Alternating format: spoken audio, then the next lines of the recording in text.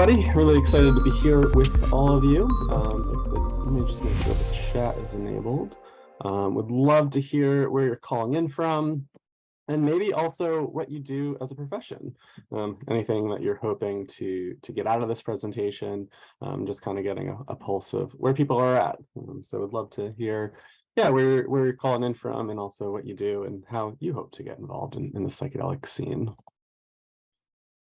So my name is Kyle Buller. I'm one of the co-founders here at Psychedelics Today.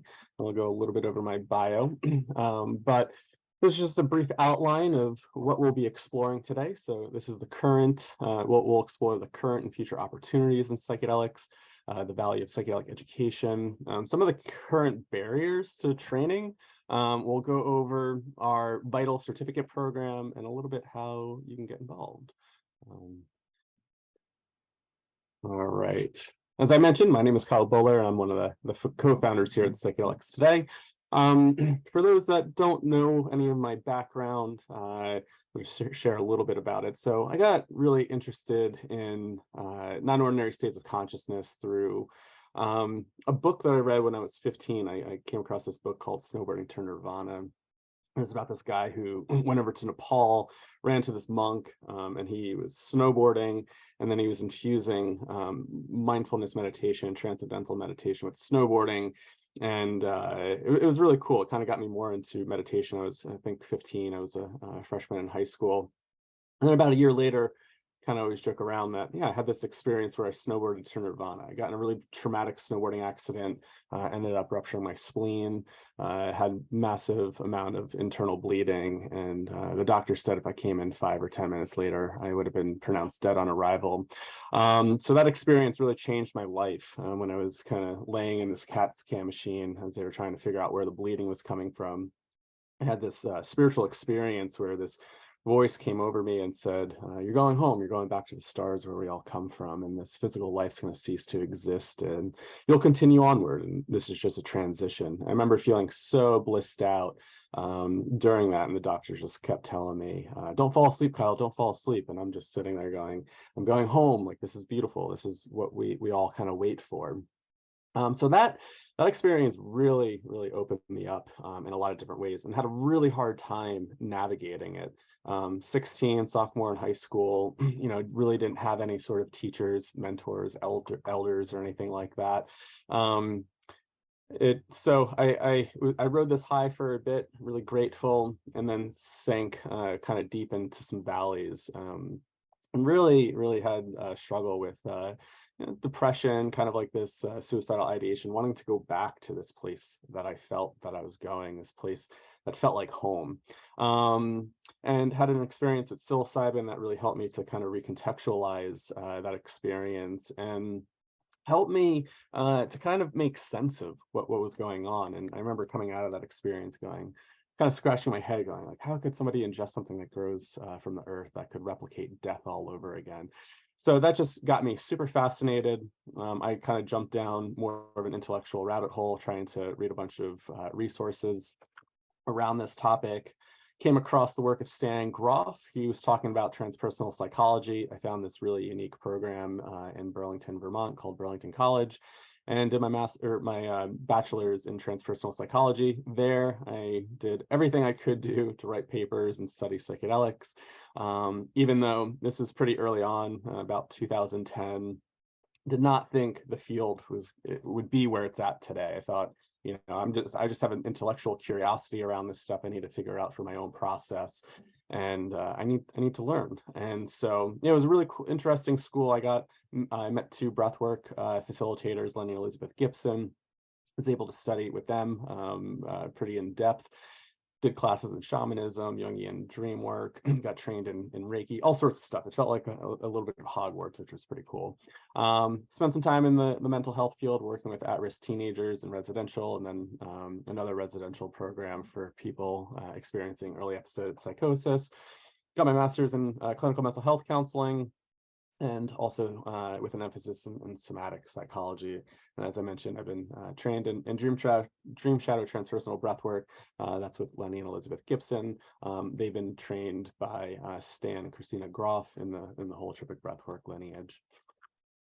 So Joe Moore, the other co-founder and CEO of Psychedelics Today, we got connected back in 2015 through Lenny and Elizabeth. Joe was working with them beforehand, and they said, "Hey, you guys both have this interest in psychedelics, breath work, and you guys are both really into snow sports. You guys should connect."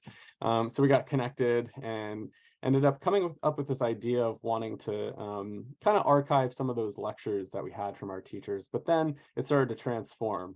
We were going to some psychedelic conferences early on. Nobody was really kind of talking about transpersonal psychology, the work of Stan Groff, and so we wanted to really infuse that into the psychedelic world a little bit more. And so we started this podcast, Psychedelics Today, in 2016, just as a little passion project. And it's been growing ever since. And yeah, really focused on holotropic breathwork, dream shadow transpersonal breathwork, transpersonal psychology, and kind of infusing the somatic and transpersonal and depth-oriented perspectives here. It's been a pretty wild ride. Again, never thought it would kind of take off in the way that it has been in the past few years. And thanks to all the media that's been kind of like coming out around psychedelics, I think has really helped to shift the narrative a bit. So just looking at some of our audience and numbers, we're about got 4.5 million downloads, which has been really awesome, and had over 12,000 students within our education platform.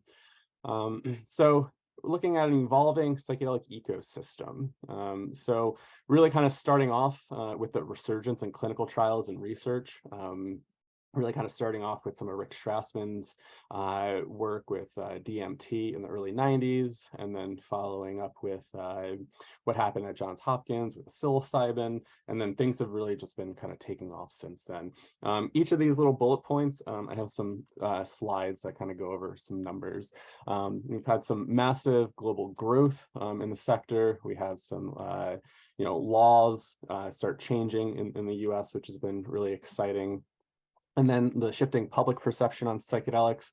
And then we'll also look at the demand to meet the practitioner bottleneck, which is, it's kind of one of those barriers. I always like to remind people, it feels like psychedelic therapy is here, but it's also not here at the same time. So the resurgence in clinical trials, as we can see, really kind of starting to take off around like 2010. We also had those early studies with Dr. Rick Strassman with DMT in the 90s.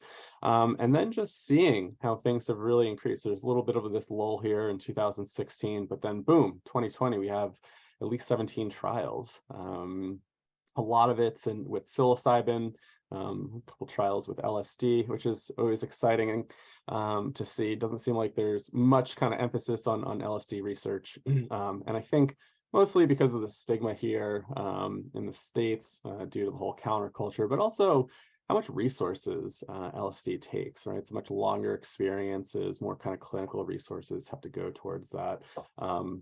But we can see really within the past decade, things have just really kind of catapulted. And we're seeing headlines in the news all the time talking about how psychedelics can help treat different psychiatric conditions, depression, drug dependency. I know that they're just starting some of this research on anorexia. So yeah, things are starting to really kind of take off in the psychedelic landscape, and holds a lot of promise for the mental health field. We haven't really had too many great psychiatric breakthroughs, probably since really kind of like Prozac and some of those early antidepressants. And psychedelics seem to really kind of hold this new promise for mental health. So really exciting that all the research has been happening throughout the past decade and plus. And also just to mention, a lot of this research, also took place in the 50s, 60s, and then war on drugs happened, all the research got put on hold, and things really slowed down. So we have like that dark period of psychedelics, which not much was happening. Continuing to live in the underground, but not so much in the research world. Then we have this increase in publications, obviously in correlation with all the research that's happening. So we can see right here in the 50s, 60s, just as LSD was being discovered, the research was happening, kind of peaking around here and then dipping back down, and then boom, yeah, this explosion again in publications. So this is publications from the research perspective. So all the journal articles that were being published. So yeah, crazy how kind of explosive it's been in the past decade. So then looking at some of the global growth in the sector. So according to DataBridge market research, the psychedelic drug market will be valued around an estimated 8.3 billion by 2028. And then psychedelic drug markets is valued at 4.87 billion in 2020, and then expected to reach 11.82 billion by 2029. So yeah, we're just again seeing this explosion in companies coming online. You know, a lot of money kind of coming into this area. You know, there's always new biotech companies, new psychedelic companies just kind of emerging on the scene like every day. And you know, sometimes people are like, "Hey, have you heard of this company? Have you heard of that?" I'm like, no. And you know, it's cool, it's exciting that you know this is kind of really starting to take off. And now also looking at the number of online articles about psychedelics and how that's really kind of increased. So we can see here with the non-research related articles in gray, and then the research related articles in orange here. So yeah, kind of going back to that other graph, the explosion in research articles, and then followed by all the regular news and media. Yeah, I find it interesting too with some of the correlations with the release of Michael Pollan's book in 2018, and we kind of see this huge increase in non-academic related things here, and I wonder, you know, I'm just kind of making a kind of connection here with the release of Michael Pollan's book around that time, how it really kind of skyrocketed the perception of things. I mean, during that time, I don't know how many emails that we got. It's probably around like, I don't know, 80 to 90% of our emails that came in through Psychedelics Today around that time was, I just read Michael Pollan's book, like, I'm really interested. How do I like find a guide? How do I get more involved? So I think Michael Pollan also had this effect in mainstream culture, which kind of exploded perception in a really unique way. And people started kind of coming out of the woodwork that I would never expect to be kind of open around their psychedelic use or just their interest in psychedelics. And yeah, since Michael Pollan is a kind of prolific writer, you know, he's hitting this audience that I think started to kind of be like, whoa, that's a thing. So yeah, I think they call that the pollinator effect, that he was calling it, or maybe somebody else kind of coined it that way. Just yeah, the ripple effect that that book, How to Change Your Mind, really had on culture there. And then we've had some legal reform here in the States. So we can look at what's been happening with the decriminalization measures. So really kicked off in 2019 with the city of Denver decriminalizing psilocybin mushrooms, so the possession and cultivation, and dropping it down to the lowest priority for law enforcement and prosecution. And then other cities started to follow. Can't remember off the top of my head, but we do have a really great graph here. But Oakland, Santa Cruz, Ann Arbor, there's, I think, 3 towns in Massachusetts, Somerville, Northampton, and forget the other one in there. But, you know, we started to see these decriminalization measures start to be passed with local ordinances, reducing the possession, cultivation, and kind of gifting of these plant medicines as the lowest priority. So theoretically, not being able to get prosecuted and charged for that. But then again, really reminding people that it was decriminalized on a local level and not a state and federal level. So there are those risks that are involved. You know, if the state or the federal government wanted to come in to do anything, that it's a possibility. But still amazing. I mean, I never thought you know, I'd be seeing some of that stuff pass so quickly. And then We have Oregon's Measure 109 that was just passed in this year, or went into effect this year. It's passed in 2020, went in effect. And this legalized adult use of psilocybin within service centers. So starting January this year, theoretically, you'd be able to take psilocybin at a service center. I don't know if there's actually been any service centers that have popped up and opened yet in Oregon. Again, as I mentioned, it feels like everything's kind of here, but we're also still kind of waiting a little bit. And then this year, Colorado Prop 122 passed as well, Natural Medicine Act, and kind of similar to Oregon's measure. There's a little bit of differences in the law, but legalizing psilocybin within those service centers. And I think they actually maybe wrote into community use into that as well. And then also decriminalizing other plant medicines. So really exciting to see these states kind of take this progressive action. And there's like a whole bunch of other states that have, either have some initiatives taken place. Some have either failed. I think I just saw something in Virginia was trying to get through, and then they failed as well. So yeah, they have some active legislation going on. I think they're revisiting it. So here's a really great map. We can drop this in the chat here if anybody wants to take a look at it in more detail. But it really kind of shows you the landscape of what's been going on with laws changing. So yeah, we have here in Washington reduced penalty. We have the legalization, regulation in Oregon. These smaller dots are those decriminalization initiatives that I was talking about, more at the local ordinances. So we have Kurztown, Washington, Seattle, Arcata, Oakland, Santa Cruz, Denver. Oh yeah. And then, yeah, we have all these active bills in place here in this light blue. And then, yeah, Texas, they just passed this research initiative for vets. I know Connecticut's working on something similar. New Jersey had a reduced penalty with psilocybin. Kind of a really interesting story there. I'm from New Jersey, and so I was kind of following this a bit. When they were trying to pass the cannabis laws for legalization, the Senate president snuck in this decriminalization for psilocybin into the bill. Somebody caught it, unfortunately, and so they ended up having to split the bill into two. You had the decriminalization and legalization of cannabis, but then they also reduced the penalty. So an ounce of psilocybin mushrooms went from a felony to a misdemeanor.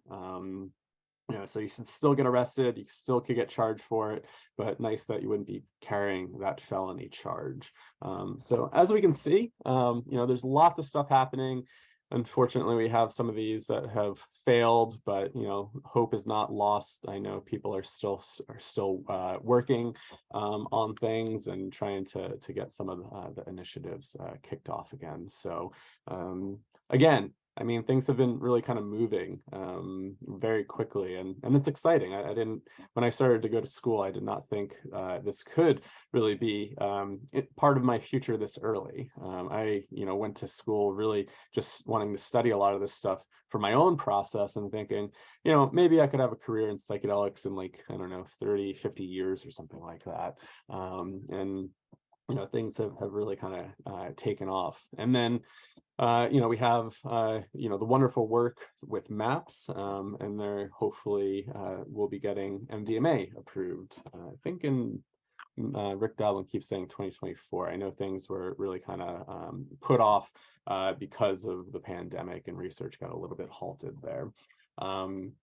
So we're starting to see, all this reform in the U.S. and I think it's due to the public narrative starting to shift. And, with the internet, with a lot of media coverage, people starting to share their stories, these substances maybe aren't starting to sound as scary, right? We're starting to hear more narrative around the healing potential of these substances versus, some of the propaganda that was there in the 60s that, one tab of acid, you'll have flashbacks, it stays stored in your spine, and you're going to kind of go crazy and jump out a window.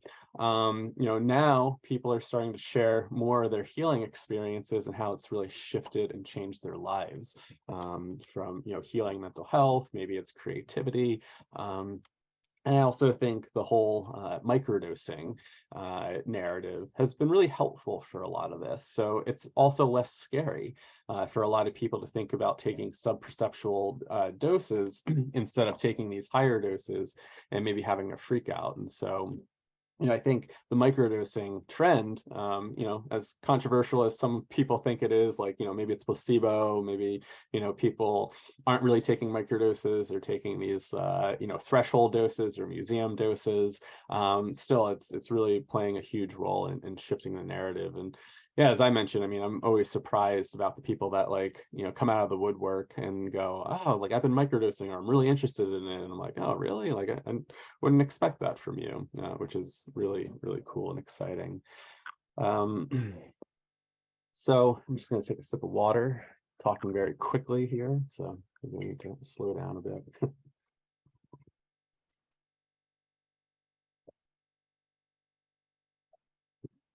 So, yeah, this meeting this practitioner bottleneck.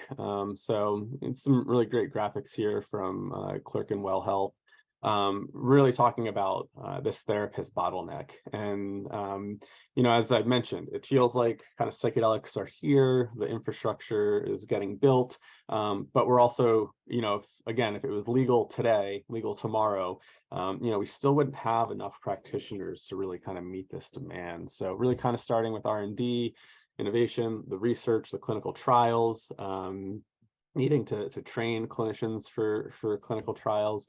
And then, once, say, MAPS gets approved for MDMA-assisted psychotherapy, we'll get approved for the market, and then prescribing and dispensing. So, do we have enough people that are going to really be able, that are trained appropriately to really meet this bottleneck?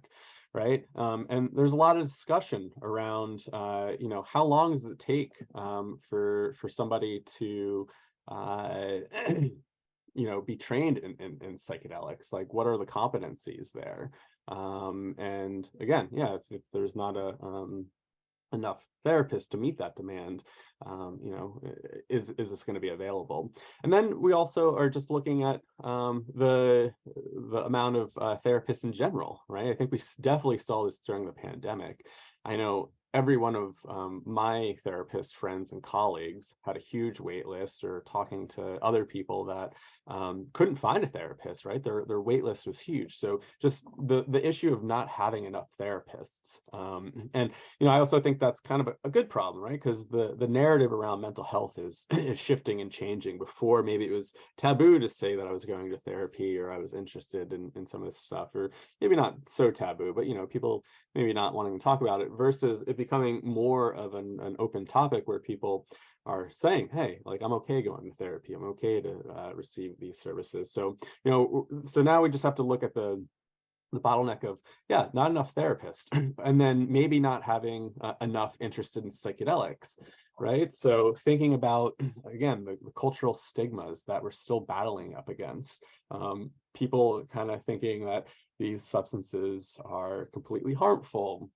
And maybe those old narratives that, hey, if you take this once, you're going to have this acid flashback for decades, or you're going to like go crazy, jump out the window. So, we still are dealing with these cultural narratives. And, if you're interested in psychedelics and all your friends and colleagues are, we're also kind of within a little bit of a psychedelic bubble. Sometimes I think like, oh, everybody knows about this stuff and everybody's interested, but there are, a decent amount of the population that still need a lot more kind of education and convincing. And then, even if we did have enough therapists, we had enough therapists interested in psychedelics, not enough training opportunities. So I know a lot of my friends and colleagues that have gone through the MAPS training, and maybe not being able to complete the last part, which is kind of shadowing and supervision. And this is just an issue because this is still going through clinical trials, not having enough sites, not having enough opportunities. And again, these substances are still illegal. And so how do people actually get those hands-on experiences for training? And then, a lot of schools and stuff are starting to pop up, like maybe 2 years ago, there was only like a few, maybe it was CIS and then MAPS, right? Really kind of doing a lot of training for folks. Now, there's a lot more organizations kind of starting to take place and start this training. And then as I was mentioning, not enough practice opportunities, right? So where do people get actually that hands-on experience? A lot of people are finding this through ketamine. Since ketamine is a Schedule III substance, it's prescribable. A lot of therapists and doctors, psychiatrists may start to prescribe ketamine for their clients, being able to do ketamine-assisted psychotherapy. So this has been an avenue for people to gain some experience with non-ordinary states and be able to work with it. But still, it's still pretty limited, right? There's still a lot of education around the use of ketamine, how to use it appropriately. And then there's a lot of different domains of ketamine use. Wendy, Zendo, that's a really great training opportunity too. Yeah, right. Some people would spend time at Burning Man. They got that hands-on experience, and I think Zendo is a really great opportunity. Also, maybe a little biased, but I think breathwork has also been a really great opportunity to be able to sit with somebody in a non-ordinary state. It's not fully it can be very psychedelic, but obviously there's a lot of differences there. But it does provide a really great opportunity to sit with people having big catharsis, and I think a lot of my training in breathwork kind of prepared me for some of this stuff. And I thought maybe some of the best training to deal with big catharsis without a substance. And so you're kind of really building that foundation. So yeah, here, this is kind of this outline of this bottleneck. If psychedelic therapy became legal today, tomorrow, we're still not going to probably be able to meet the demand because there are still a lot of hurdles in place.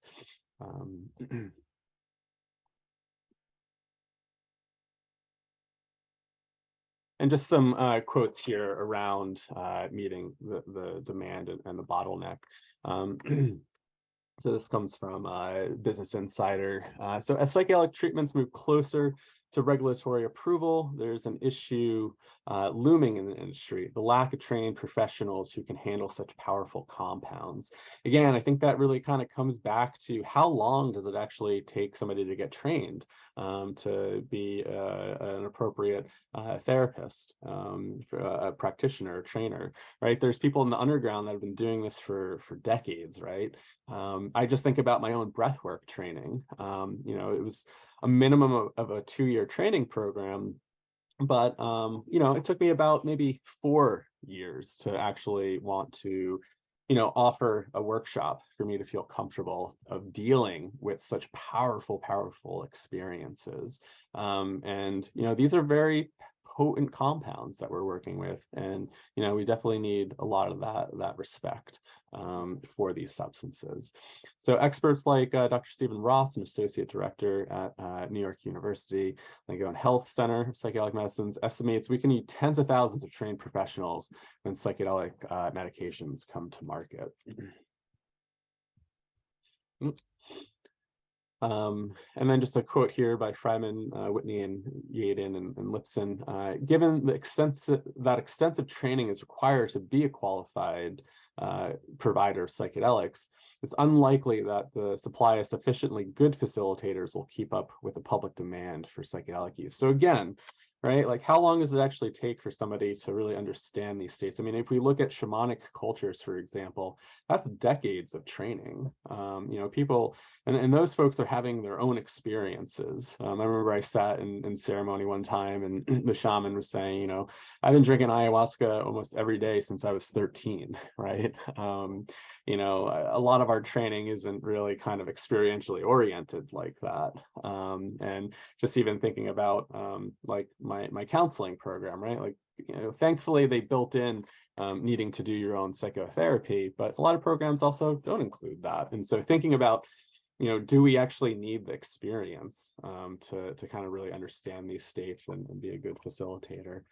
Again, a lot of different kind of opinions around this, but it does take time. It takes a lot of time to really do this work well. And something I thought was really interesting, I was chatting with a colleague that we did breathwork training together, and we were even saying, like, when we got involved, we were just really interested for our own kind of personal development. Becoming a facilitator wasn't even in our minds. So a lot of that was just us being fascinated about our own inner work and using this technique as a way to deepen our experience. And stepping into that facilitation track was like, it didn't cross our mind until like, years later. So again, sometimes it's a calling for a lot of folks too. So some opportunities in psychedelics, becoming a psychedelic informed therapist or practitioner, and that can look like down here, like integration specialists, coaches. So really being able to inform your clients around psychedelics, creating an integration practice, really helping out people do the preparation work, do a lot of kind of psychoeducation up front, and then offering services for people to land. And I think this is going to be a very important specialty and service to be offering, because the reality is a lot of people are already doing this work. They're either going away to retreats to do their own types of ceremonies. People have been doing this in the underground. People are in these decriminalized areas where they feel like there's not a lot of risk involved. They're starting to create their own community kind of ceremonies. And so being a psychedelic informed practitioner and integration, preparation, coach, specialist, this is a huge area, which I think we're going to need lots and lots of folks working with people. I always say it feels like we're building kind of like the scaffolding of psychedelic therapy, but we also need to think about the safety net. And this has been kind of a huge part of creating Vital, is like, how do we really train and educate practitioners to be that safety net for folks to land and come back to. Other opportunities are guides guides, facilitators that could look at the retreat setting. So people going abroad, being a guide, practitioner, facilitator at a retreat. People are going to also kind of go into the underground. They're going to be doing this, on their own, again, in these kind of decriminalized areas. And then we could look at, Oregon, actually going down a legal model, and becoming a psilocybin facilitator in Oregon. And then we could also look at those that are stepping into the ketamine work, that are offering those types of services. So, different ways people are starting to get involved at different capacities. If you asked me, a number of years ago, I would have said, it's really just kind of like going down the clinical route, either to do psychotherapy with psychedelics, or getting involved in research, right? And now, I mean, the underground has always been there and it will always be there, but there's lots of different ways people are getting involved. And I'm just putting this point here about marketing, media, supply chains, distribution, sales, etc. Like, there's so many different ways to get involved now that I'm always encouraging people, like, focus on what you're really good at and what you really want to do, right? Some people want to make that huge shift to become a therapist, and that's great, but I always like to ask, do you see yourself wanting to do therapy without psychedelics? Because a lot of that comes up in the preparation and integration. You're not going to be using psychedelics, and so I think that's a really important question to ask. I went down the clinical route. I got trained as a therapist. I didn't think I would have this media and education company, and kind of having this job. And I've actually put a little bit of pause in my clinical work to be kind of operating more in this space as an educator and running Vital and running Psychedelics Today, which has been really exciting and really fun. So there's lots and lots of different ways to get involved. We're always saying it's like, I need somebody that's like psychedelically literate and competent to do visual art, or like, always looking for like psychedelic literate lawyers, legal folks. So really thinking about your own profession, and how can you just add these psychedelic literacies and competencies to that. So again, just some questions here that starting your psychedelic career, do you see yourself doing therapy without psychedelics, right? So, taking time to become a good therapist first, learning those foundational skills, honing in on that, and doing that well. Psychedelics you can add on top of it. Yeah, and as I mentioned, really focusing on your own skills, your own unique offerings, and how do you just kind of create that niche within the psychedelic world. So yeah, what do you want to offer to the world? And then being able to add on those psychedelic informed practices on top of your offering, right? So lots of different ways that you can practice and show up. And just really kind of encouraging you to figure out, like, yeah, what is that like soul calling? What's that skill that you really like to offer to the world? And again, doesn't always necessarily need to be in that therapy kind of facilitator role. There's lots of different ways people are doing it. And there's a lot of folks in Vital that don't have that. We have some journalists in there that are like, I really just want to understand the psychedelic landscape. I really want to cover this stuff, but I realize I don't have a foundation. So I really want to kind of gain that foundation here, so I know what I'm talking about. And so I'm always saying, how do we cultivate and develop these psychedelic literacies and competencies? So just a little outline of some of the training opportunities right now. We could look at drug-specific training. So again, if you wanted to become MDMA assisted, if you wanted to practice MDMA assisted psychotherapy, you'd probably get trained by MAPS. We don't know. I don't know what their long-term thing is. I've heard different things around. They probably will have some exclusivity over their training program for a number of years. So if you do want to become an MDMA-assisted psychotherapist, then you're going to need to eventually get trained by MAPS. And hopefully they're also looking at how do you scale that too, right? Like being able to partner with different organizations to deliver, a part of their training program, because again, that therapist bottleneck is a real thing. And then we could look at Compass, doing their psilocybin assisted psychotherapy, and this would be working legally with their medicines that they're producing, and then within that FDA framework that they're trying to get approval for. Another company, Cybin, they also are doing their biotech play with a psilocybin kind of analog.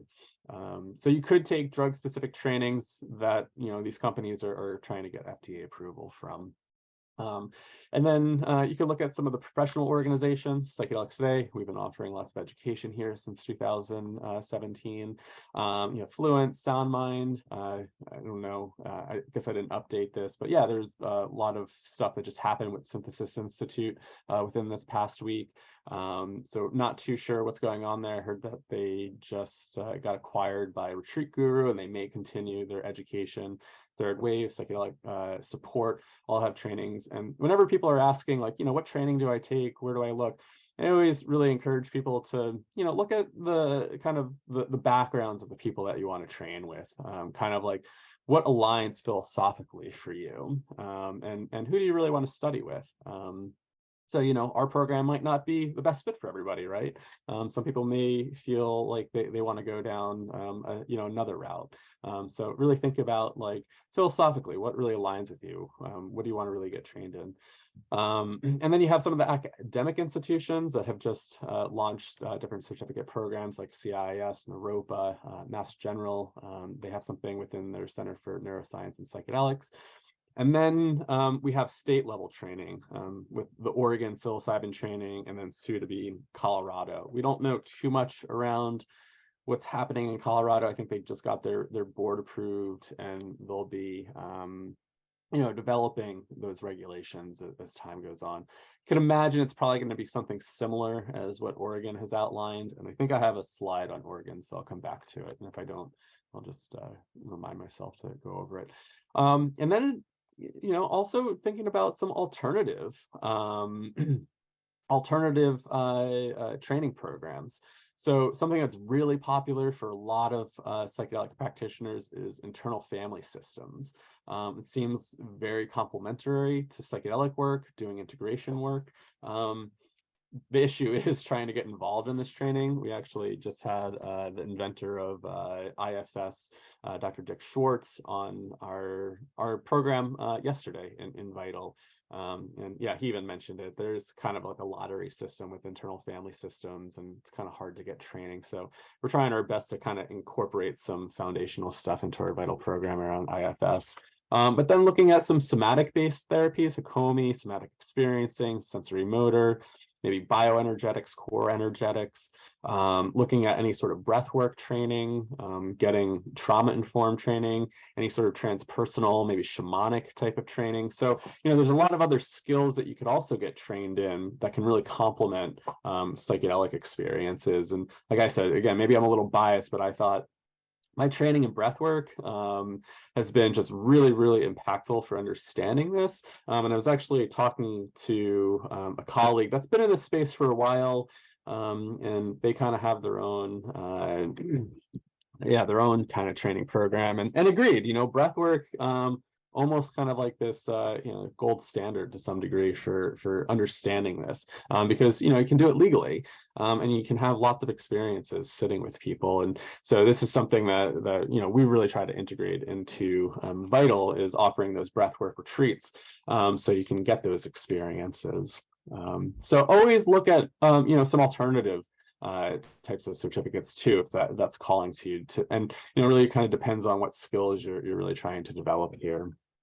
So yeah, I just wanted to chat a little bit about the Measure 109, and a closer look at their training program and what it takes to be a facilitator there. Yeah, it just took effect in 2023. There is a residency requirement. So say if you got trained as a facilitator, you took a training program, and you didn't live in Oregon before 2020, you can't become a facilitator in Oregon. I think the residency requirement ends in 2025. So if you're planning on moving to Oregon after and participate in this, it would be after 2025.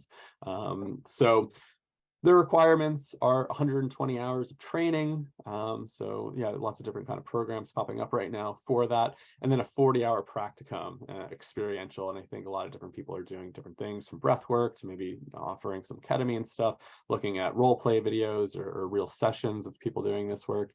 A high school diploma and a GED, 21 years of age. And then again, yeah, the Oregon residence. A lot of kind of controversy too around, like, again, 120 hours, maybe, it's also seems pretty minimal to become a facilitator.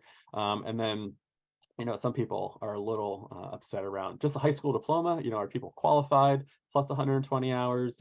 Like if somebody is trained and has had a clinical practice, they probably have way more experience than somebody with a high school diploma, and just adding 120 hours maybe is not much. But I also think that this is a really interesting kind of play here, because it also opens up accessibility. I always think about like privilege and we're people in the fortunate enough position to take out loans for higher education. And I think there's a lot of great healers in the world.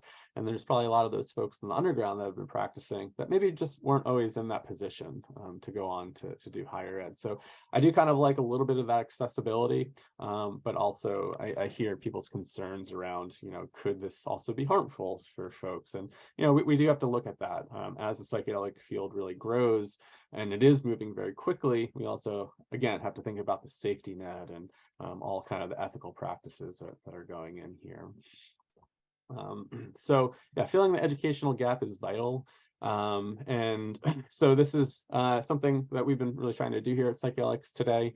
As I was talking a little bit about, aligning with some philosophical foundations, we've been really accepting of like the underground and legacy folks. So we do have folks in our program that have operated in that scene, right? That realize that there's people that just want to deepen their education, their wisdom. They really want to be part of a community, and not just like writing those folks off and saying like, oh, you don't have a license or a degree, like, you can't get this education, because there are a lot of programs that are just very exclusive to licensed professionals. And I get why that is. And I also think really being a little bit more inclusive is important, because things are shifting, right? People are taking their healing into their own hands.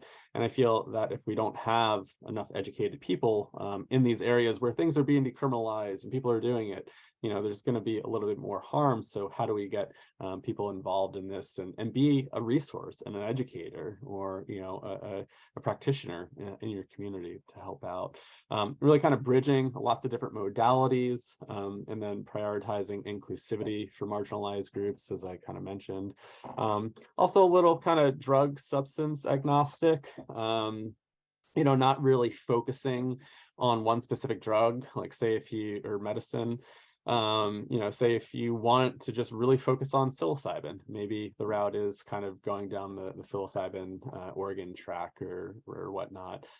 We try to keep a kind of a framework that all these substances are somewhat amplifiers of our psychic process. So whether you're using psilocybin or say breath work, it's this amplification experience. And so so we really try to just kind of stay a little agnostic there, and then really valuing personal experience and your human experience. I think one thing that I heard from a couple of students that they said that the reason why they picked Vital was because of how diverse things felt, and some of these folks are licensed professionals and doctors and whatnot, and they said, I feel like I'm just showing up here, and I'm not showing up with like my MD license, right? Like I'm showing up as a person, and I get to just be a person here, instead of really kind of being in a group of professionals and maybe having to show up with that part of your personality. And I get it too. Sometimes, when I'm around, a group of therapists all the time, it's like, oh, I need to kind of show up that way, versus, being able to just show up as you. And I think that's really important. If anybody wants to learn more about the Vital program, you can check out our website, Vital Psychedelic Education. No, I'm sorry. I'm combining two of our training programs. It's vitalpsychedelictraining.com. And Alec can drop that in the chat there. But just a quick kind of like overview. We have 5 core curriculums. We have some experiential electives, some of our teaching team here. And then I think somebody in the chat asked about scholarships. We do offer scholarships, or our scholarship applications closing on Monday. Last year, we gave around $211,000 away in scholarships. I think that was, I forget how many students we enrolled with scholarships. But some of the scholarship criteria here. And then, yeah, the fee is $12,000. There are payment plans, and I think we might be past some of the early bird stuff that's happening right now. Our application deadline is March 19th. Tuition deadline is 30th, and then class begins on the 17th. So I'll stop that here, and then I'll go into some Q&A. I'll have to answer some stuff. So I think Jennifer is asking, looks like you might have dropped, Jennifer.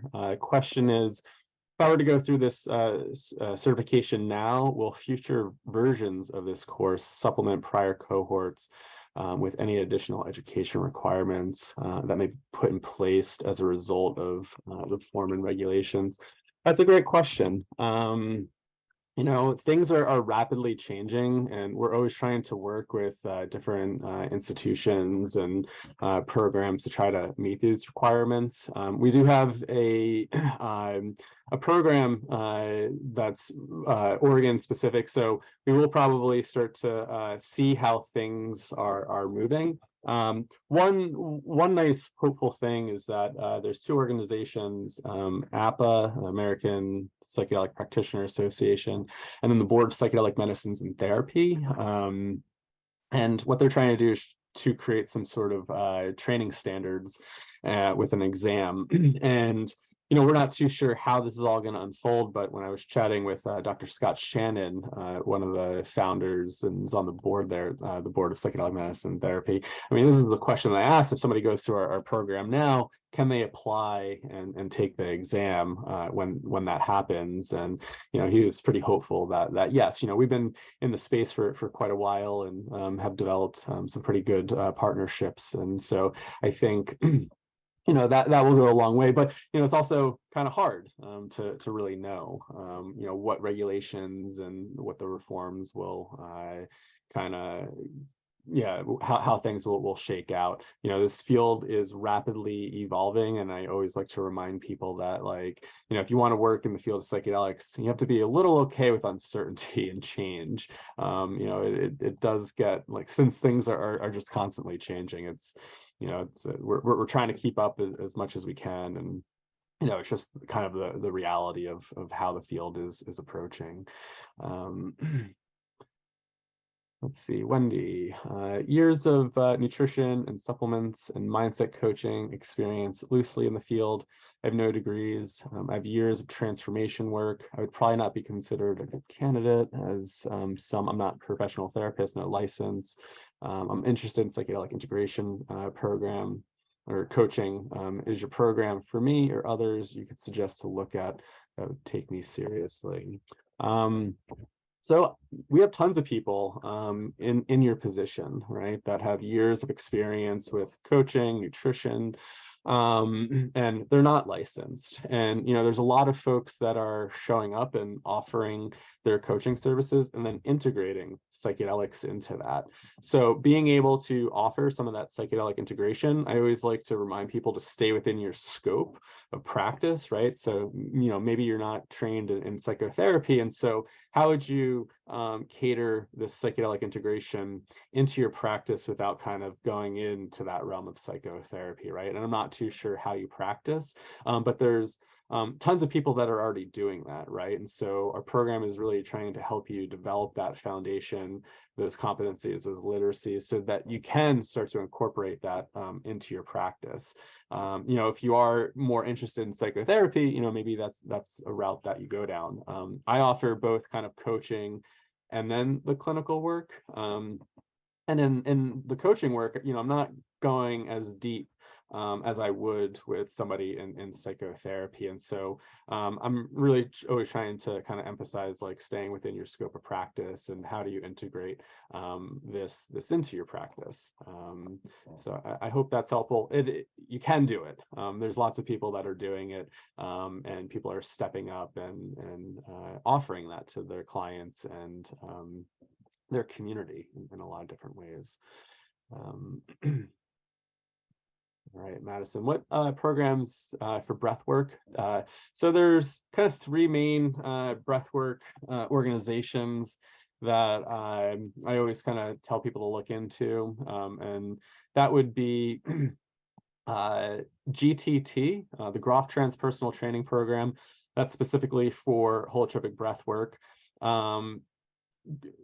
Then our folks at Dream Shadow, so Dream Shadow Transpersonal Breathwork, and that's just dreamshadow.com. You could check that out. And then there's a new organization that just kind of popped up too, and that's Groff Legacy Training. So Stan kind of split away from GTT, and then they're kind of doing their own type of breathwork training. A little bit of politics there. So I always just, I like anything in that, like, holotropic Groff style breath work, but there are tons of other programs out there. And I think it just kind of comes down to what calls to you. I'm a little biased and really kind of like I think that Groffian style has been really impactful, and I think it creates a good container for this type of work, but also may not be for everybody. And there's kind of shorter form breathwork trainings that are out there. That longer form Groff breathwork is, a longer format, sometimes a whole weekend. And yeah, there's other practices that can be shorter that you can do within like an hour and a half, a little bit shorter. I know some people are mixing stuff with online breath work, and so yeah, I think it just kind of feel what aligns with you. For me, it's anything in that Grothian style breath work. I feel like is somewhat of a gold standard for breath work.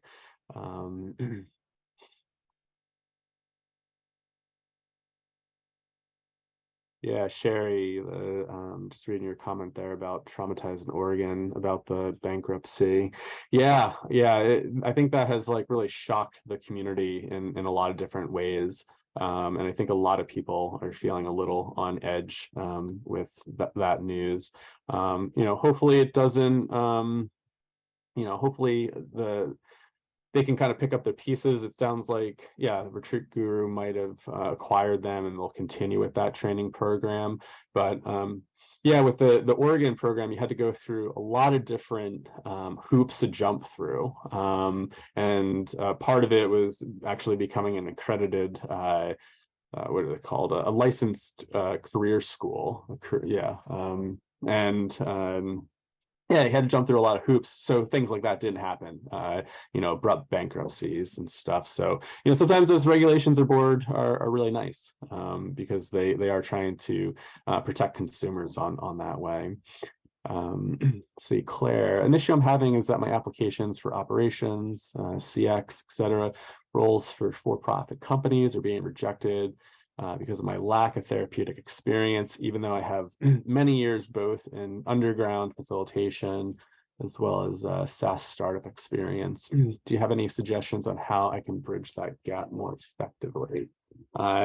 Great question. Yeah, and I think it just highlights, where the field is at, and I think this is one of the possible downsides of medicalization, where it's just strictly sticking into that, because there have been a lot of people that have been operating in that legacy world, and then just thinking about like maybe a lot of people with like really good shamanic training and can't enter into this scene because of that. And so a lot of folks are either kind of doing what they can in their community, especially if they live in those decriminalized areas, and not suggesting anybody to break these legal rules, but the reality is that people are doing it. So that is one reason why we've been a little bit more inclusive with our applications and not just restricting it to licensed professionals, because we think everybody does have a role here. And as the laws are starting to change, we're starting to see there's lots of different ways to get involved. I'm not too sure where you're at, Claire, but yeah, like if you were an Oregon resident, that is a possibility that you could do, right? You could actually start to get involved there a little bit more if you were trying to go down that facilitation route. Or Colorado, right? That's going to start to come online within the next few years. So it may just also take a while as the field kind of starts to figure itself out a bit. And it just might also kind of be like a game of patience and uncertainty, as I keep mentioning, just because things are changing so rapidly and things are going in a lot of different directions. There's other people that have just went and volunteered abroad at places, and I know not everybody can do that, but that's the way people have also been getting involved.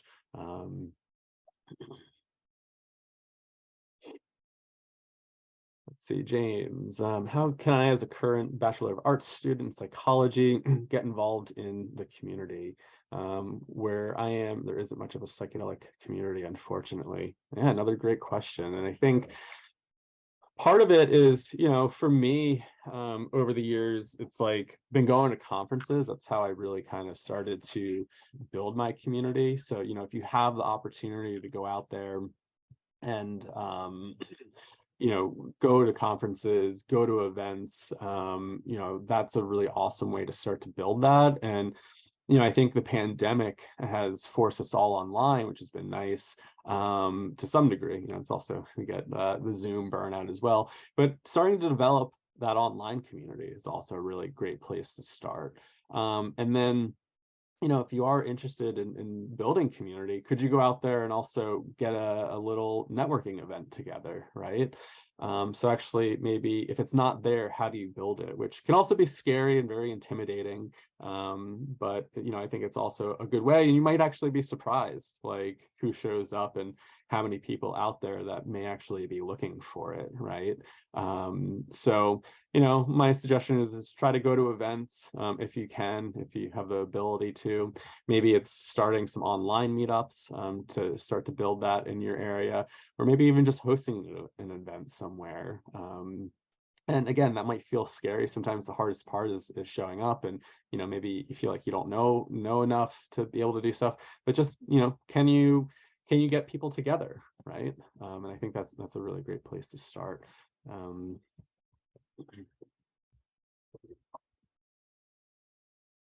right, Kelly here. Yeah, and thanks everybody for hanging out. I know we're at the hour. I want to try to get through some of these questions if you're waiting. I'm cool to hang out for a few more, but I will have to drop pretty soon for another call. Let's see, Kelly, I'm wondering what some of the biggest challenges or obstacles some of the recent program grads face as they navigate this space and career. Again, I think it's all the things that I've mentioned, right? This space is constantly changing, and some of it is the same challenges, you know, us at Psychedelics Today face, or really anybody, right? It's, you know, how are laws changing? How can people get involved? What are the, you know, the training opportunities? Like I went through part of the MAPS training in 2016. And a lot of people are just kind of bottlenecked in that experiential supervision piece. So, you know, I wouldn't say that it's just for our grads. I think it's a field as a whole where there's a lot of these hangups. And it's just that we're in it together, and we got to remember we're pretty early. And you know, if you're interested in this early, we're all kind of pioneers and trying to kind of figure it out together. And I know that uncertainty can be really kind of like uncomfortable for a lot of people. It's like, oh, like we should have the answers. But yeah, we're all trying to figure it out. We're all trying to try to, you know, face those obstacles and figure it out. So I'd say we're all in it together, no matter where you're at in your career and how you're trying to get involved in it. But yeah, it's just like job placements. You know, how many, like say if you are trying to go down the ketamine route, how many ketamine clinics are around you? If you say you're a licensed therapist, you're like, I really want to get involved in this, and ketamine seems like a good place. You know, how many places are around? There are some really cool companies that are helping to make it maybe a little bit more accessible. Like there weren't too many ketamine clinics around my area. Like there might have just only been IV infusion centers, and they weren't doing psychotherapy. So when this New York-based company, Journey Clinical, came online, that actually allowed me to offer ketamine services to my clients by referring them over to Journey. Journey would do all the medical assessments, the prescriptions, and then the clients would come into my office. And, you know, without, you know, that company, it would have been really difficult for me to even get a job doing ketamine psychotherapy, because, you know, there just weren't anybody around. And actually was trying to do a lot of education to some of these clinics that I was just reaching out to early on, being like, hey, you know, I see or hear that, you know, you're doing ketamine, but it doesn't sound like you're doing ketamine assisted psychotherapy. You know, is there a place for that? You know, also, are you thinking about integration? What are you offering clients? And, you know, some of those clinics weren't offering any of that or even thinking about it. So it was actually, I was trying to educate them. So yeah, again, it's just where the field's at. And I think to some degree, we're all trying to navigate some of these obstacles and changes. So I hope that was helpful.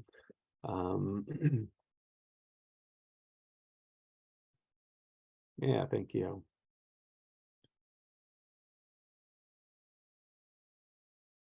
Let's see. Wendy, I was told by a friend in the know that she expects the government will want people to be licensed professionals, which could cut out people like myself. I know one can work underground. I'm interested in working at this time with ketamine clinics, which are cropping up all over. I'm sincere with my intentions and think I'll be really great at this. And I need to turn this into income. Any thoughts? So again, with some of the ketamine clinics, there are some folks that have offered opportunities to non-licensed folks, and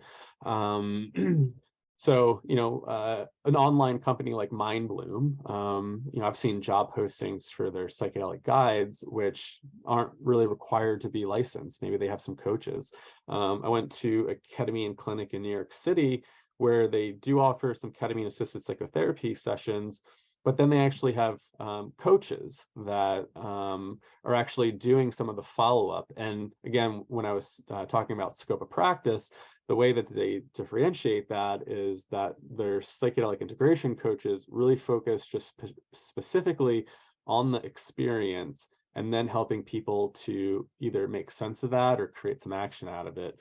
And if it got in the realm of trauma, biological, family history, stuff like that, then it would be, okay, I need to refer you out to a psychotherapist because that's outside my scope. And it was really cool to see, say, a ketamine clinic start to offer those coaching services to folks.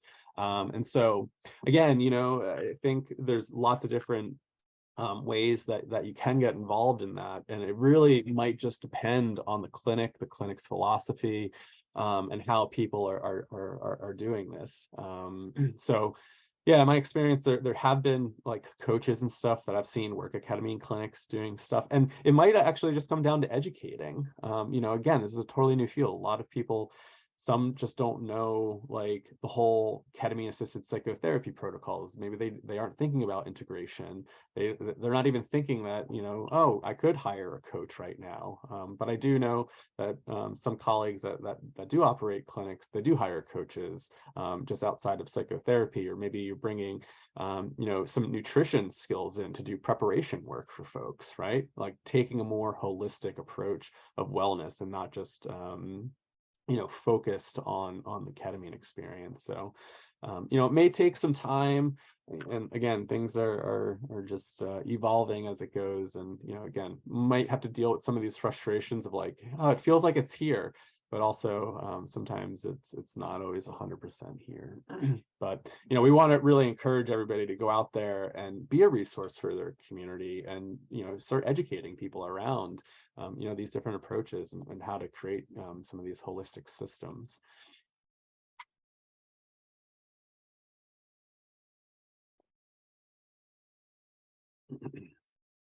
All right, Alejandro, I find myself at some crossroads between studying medical psychotherapy, studying the medical psychotherapy side of the industry versus psychedelic, versus the spiritual and psychedelic chaplaincy guide route. I feel like a middle path is best for me, but unsure which side to approach. How does Vital approach this?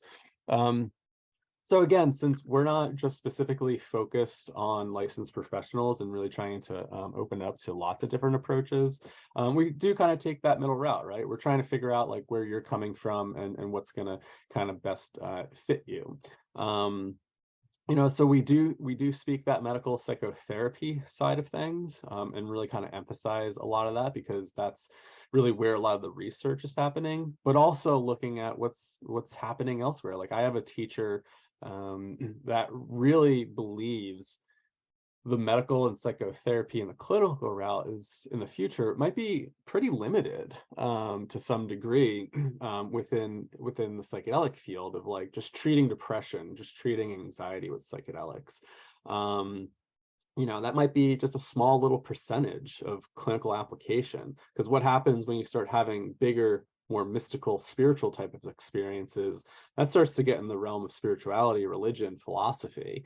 And so how are people maybe helping, others make sense of these journeys? And, one of the things that he said was, I see the future of this really being in the hands of spiritual counseling, pastoral counseling. And I found that to just be really interesting. I thought about that. I'm like, yeah, how much of like, I guess like early experiences with it started with, okay, well, I guess I didn't even start with wanting to heal my depression. That just kind of naturally started to happen.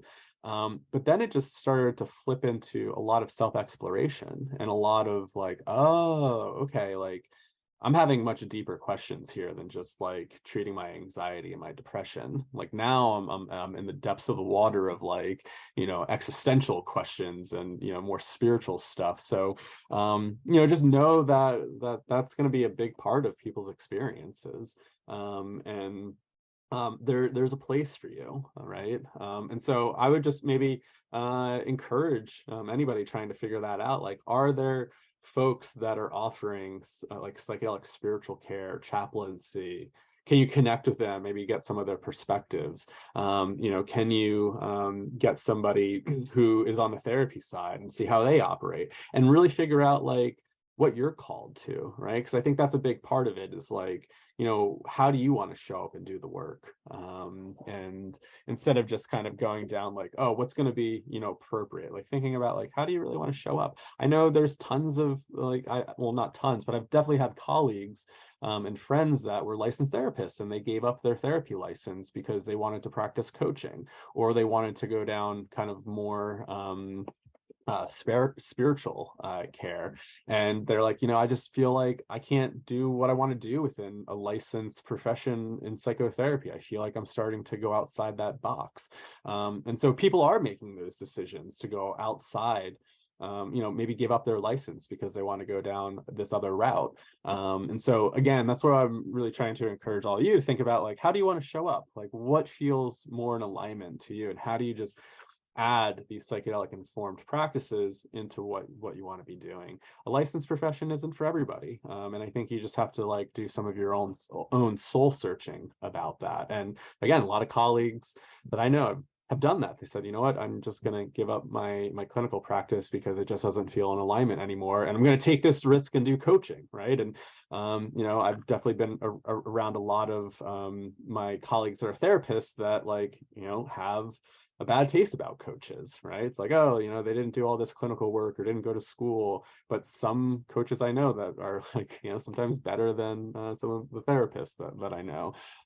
So, really thinking about like how you want to show up in this work.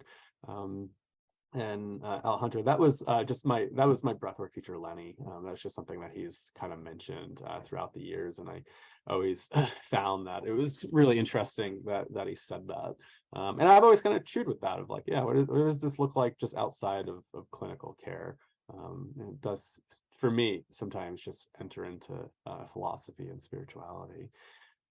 And thanks, Sherry, for being a regular listener. And yeah, I really appreciate your support there. Thank you so much.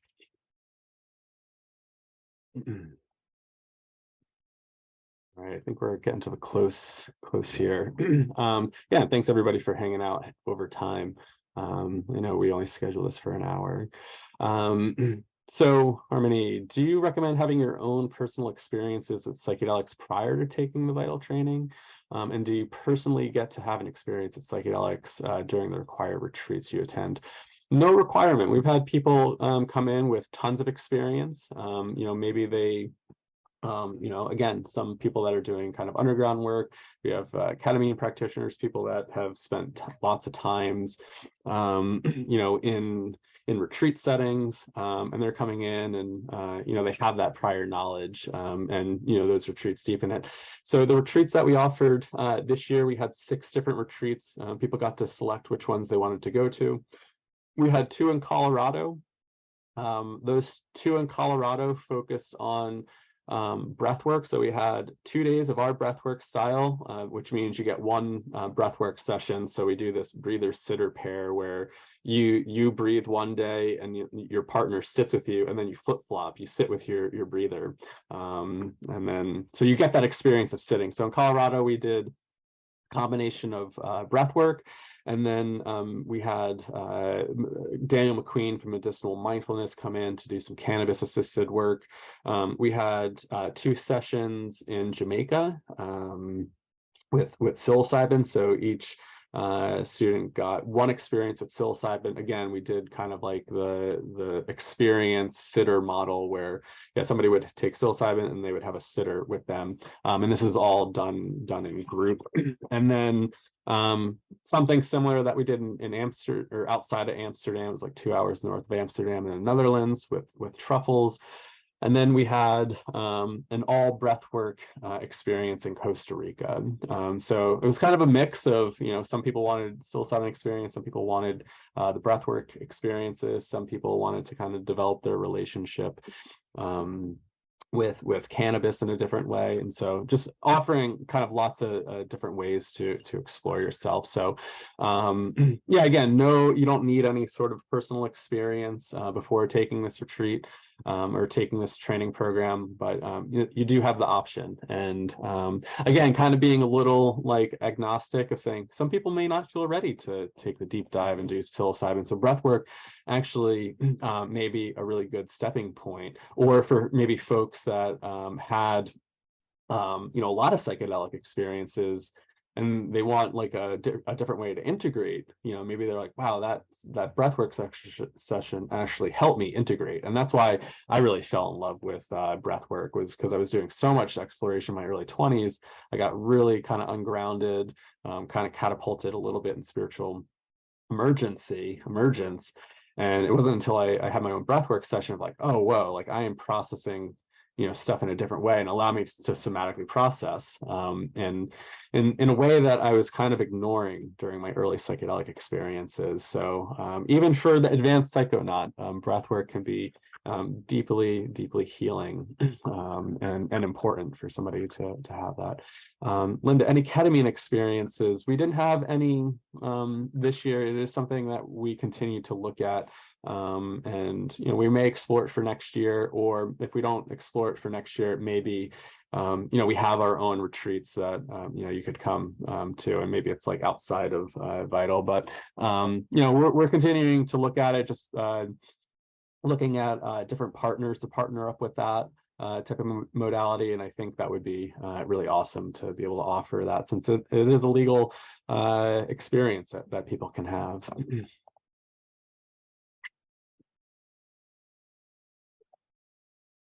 And are we going back to Jamaica? That is the plan. Yes, we are just in conversation with our retreat partner to confirm those dates and times.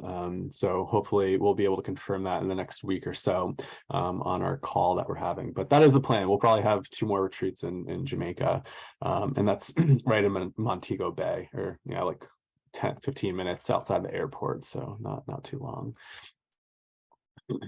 Right. Yoga teacher, I'm pretty skilled at making people feel safe and comfortable to have their experience.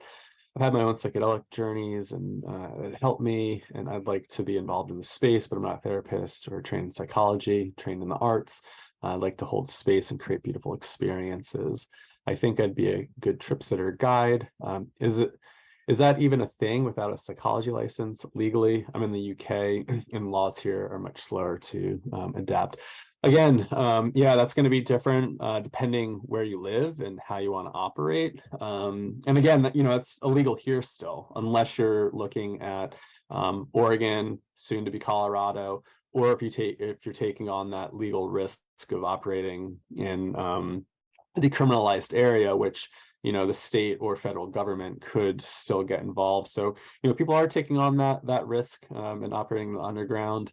And I think more kind of like the ceremonial space, a lot of people are looking for it. And I think again in Colorado they did incorporate some of the community aspect of these experiences. And I have to go back and really kind of study the bill there to be 100% sure. But there are we had quite a few yoga instructors in our program. One of them spent 3 months down at a retreat center volunteering because they wanted to be able to offer yoga. So even just thinking about that, being able to offer your skills at retreats, if that's something that you could want to do. We've invited yoga instructors. We actually had a CrossFit instructor come to our breathwork retreat in Costa Rica. It was our retreat coordinator's CrossFit coach. And it was pretty cool. A lot of people actually really appreciated it. I think it added a nice somatic element of like, you're doing all this like heavy spiritual self-exploration work and then getting grounded in your body. It was really awesome.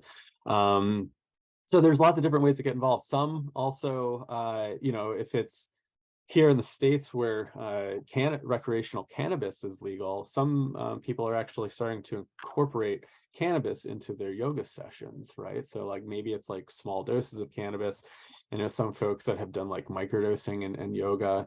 Again, it's all really kind of dependent on your risk tolerance and what you want to be taking on. But here in the States, combining cannabis with some yoga, as long as the state laws allow indoor ingestion and private property and stuff like that, and you're abiding by the law, you can come up with some pretty interesting stuff there.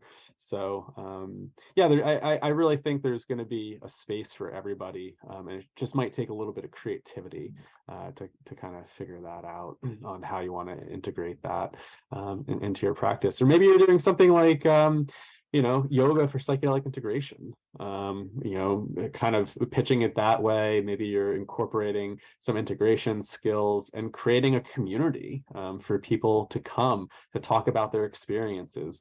Being trained more in the somatic psychology world, I think we need a lot more of those somatic-based integration practices. And so, you could maybe even do something like that, just kind of create your community around yoga psychedelic integration. I don't know, I'm just riffing here, but sometimes it takes a little bit of creativity to start doing stuff like that.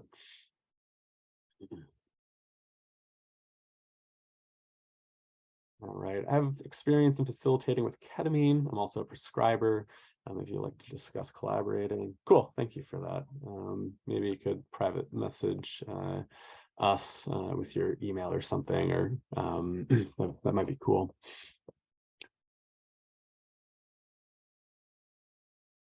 And then one more question here. Is there a good setting to have if you're doing coaching or trip sitting by Zoom?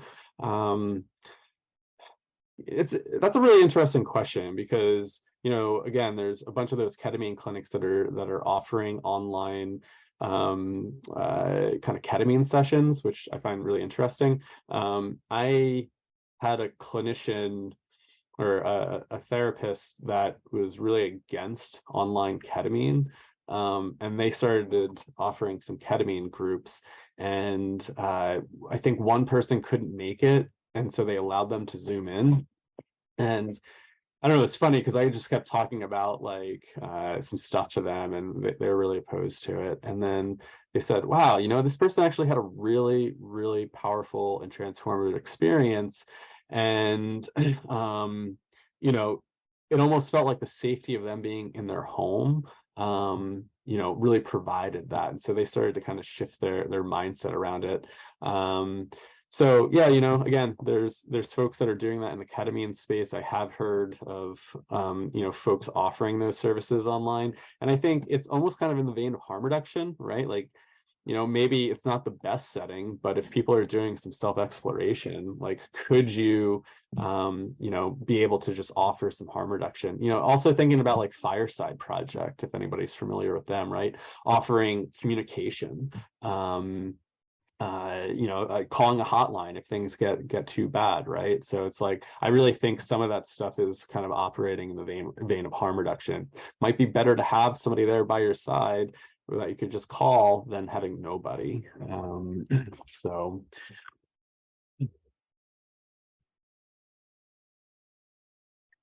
all right, I think I have to leave here to catch another call. So I want to say thank you to everybody. There might have been one more question around how to deal with integration sessions without psychotherapy, worried about ethics and scope. Yeah, we can really help you with a foundation of integration, some harm reduction, but then it's really going to be about you to figure out how you want to incorporate that into your practice and think about your scope of practice.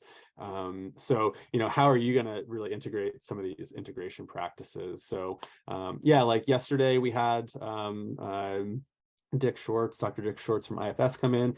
We did a little bit of like parts work exercises in groups. So people are starting to like, practice a little bit of that, where we had this whole module has been focused on integration. And so, we've been focused more on actually doing that. We had an exercise of like working with archetypes, right? It's like, could you incorporate that into a coaching practice? And so, it really comes just down to your scope of practice and you having information around what your scope of practice and ethics are.